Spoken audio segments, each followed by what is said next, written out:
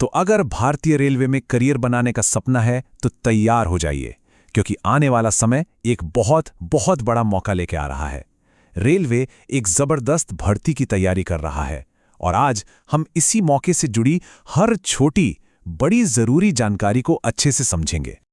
देखिए, भारतीय रेलवे सिर्फ ट्रेनें ही नहीं चलाता, ये देश में लाखों लोगों के लिए रोजगार का एक बहुत बड़ा जरिया भी है। और अब इसी विशाल नेटवर्क का हिस्सा बनने का एक शानदार मौका दरवाजे पे है। सही सुना, लगभग 22,000 पद। ये कोई छोटी मोटी भर्ती नहीं है, ये एक बहुत बड़ा मौका है, खासकर उनके लिए जो एक सही रणनीति के साथ तैयारी में जुटेंगे। इतनी बड़ी संख्या का मतलब है कि मेहनत करने वालों के लिए सफल होने की उम्मीद भी काफी बढ़ जाती है।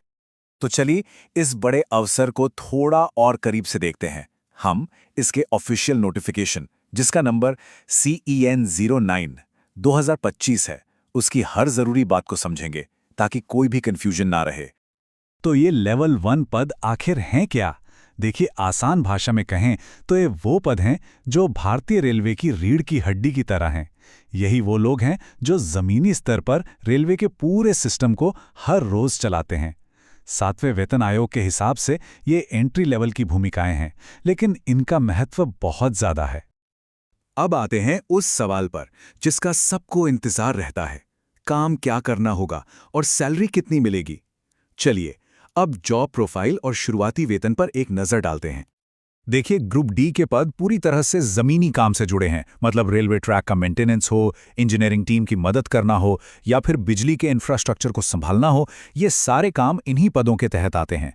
इन्हीं लोगों की वजह से रेलवे हर रोज बिना रुके चलता है। इन लेवल 1 पदों के लिए जो शुरुआती मासिक वेतन है वो है 18,000 रुपए। लेकिन रुकिए, बात यहीं खत्म नहीं होती। इसके साथ सरकारी नौकरी के दूसरे भत्ते भी जुड़ते हैं जो इसे एक बहुत ही अच्छा शुरुआती पैकेज बना देते हैं। तो ठीक है, हमें पद पता चल गए, सैलरी पता चल गई। अब सवाल यह है कि सिलेक्शन होगा कैसे?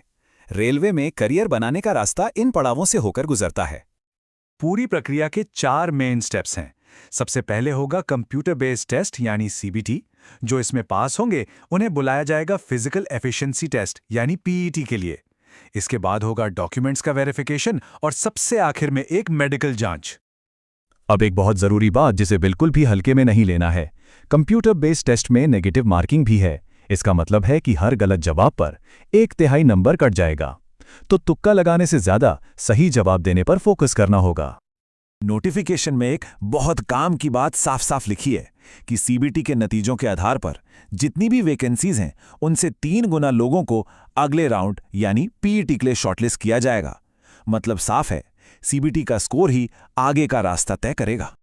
चलिए अब उन तारीखों पर नजर डालते हैं जिन्हें भूलना बिल्कुल मना है। ये डेट्स बहुत जरूरी हैं, तो इन्हें कहीं अच्छे से नोट कर लीजिए या अपने कैलेंडर में मार्क कर लीजिए। इन तारीखों पर खास ध्यान देना है। ऑनलाइन एप्लीकेशन 31 जनवरी 2026 को शुरू होंगे और 2 मार्च 2026 को बंद हो जाएंगे। फीस जमा करने की आखिरी तारीख 4 मार्च है। और हाँ, एक राहत की बात यह है कि अगर फॉर्म में कोई गलती हो जाए तो उसे सुधारने के लिए 5 से 14 मार्च तक का समय भी मिलेगा। अब आते हैं इस पूरी बातचीत के आखिरी और सबसे जरूरी हिस्से पर। अगर अप्लाई करने का मन बना लिया है तो इन बातों को बहुत ध्यान से सुन लीजिए। तो क्या इस बड़े मौके के लिए कमर कस ली है? अगर हाँ, तो आगे की जानकारी आपका एप्लीकेशन सफल बनाने में बहुत मदद करेगी। कुछ नियम हैं जिनका पालन करना बहुत जरूरी है। सबसे पहली और सबसे जरूरी बात, सिर्फ एक रेलवे जोन से अप्लाई करना है। एक से ज्यादा जोन में अप्लाई करने पर सारे एप्लीकेशन रद्द हो सकते हैं। दूसरा, आपकी जो भी एजुकेशन क्वालिफिकेशन है वो आखिरी तारीख से पहले पूरी होनी चाहिए। अपना पर्सनल चालू मोबाइल नंबर और ईमेल आईडी ही इस्तेमाल करें और सारे डॉक्यूमेंट्स पहले से तैयार रखें। और हाँ, एक छोटी सी टिप, आधार वेरिफिकेशन से प्रोसेस और भी आसान हो जाता है। और अंत में सबसे जरूरी सलाह, किसी भी जानकारी के लिए या अप्लाई करने के लिए हमेशा और सिर्फ रेलवे भर्ती बोर्ड यानी RRB की ऑफिशियल वेबसाइट्स पर ही भरोसा करें। इससे आप हर तरह की गलत जानकारी और धोखेधड़ी से बचे रहेंगे। याद रखिए, सही जानकारी और सही तैयारी, यही 2 चीजें हैं जो इस सुनहरे अवसर को हकीकत में बदल सकती हैं।